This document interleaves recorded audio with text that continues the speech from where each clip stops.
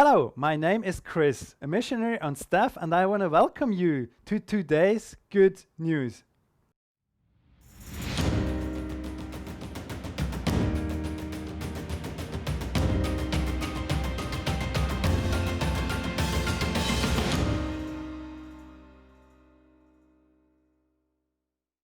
Today we will continue in our devotional series through Proverbs, the greatest hits.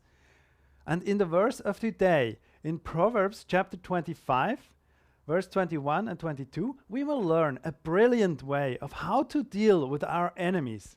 Talking about enemies, where does Chewbacca go to get confidential documents about his enemies? To WikiLeaks. So let's open up our Bibles to Proverbs chapter 25, 21 and 22.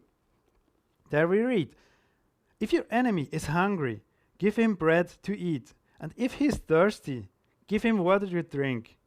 For so you will heap coals of fire on his head, and the Lord will reward you."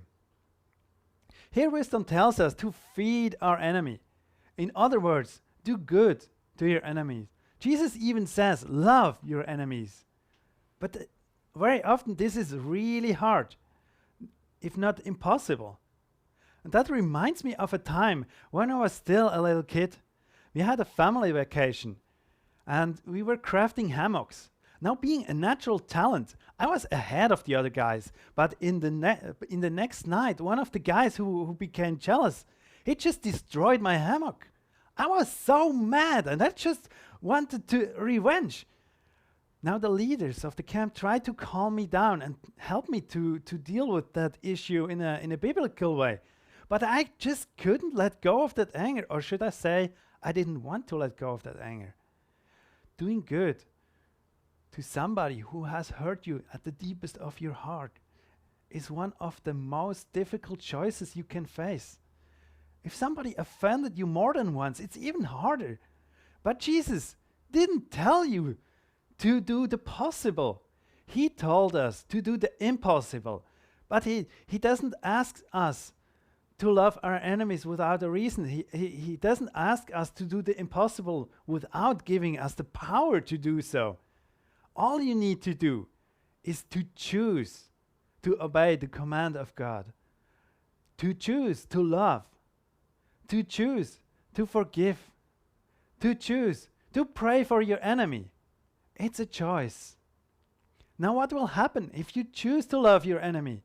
What will happen to forgive if you choose to forgive your enemy? You will have peace in your heart. The Lord will reward you with peace and joy.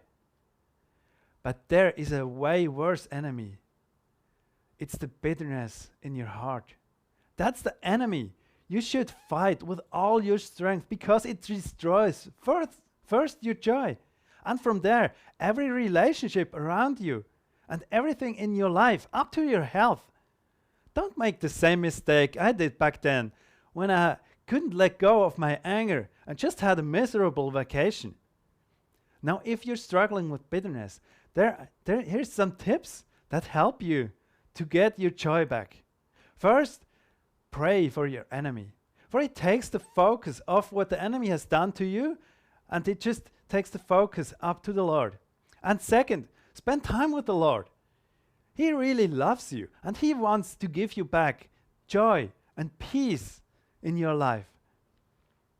Let me encourage you with this. For God loves you, and He wants you to have joy in your life. And this is today's good news.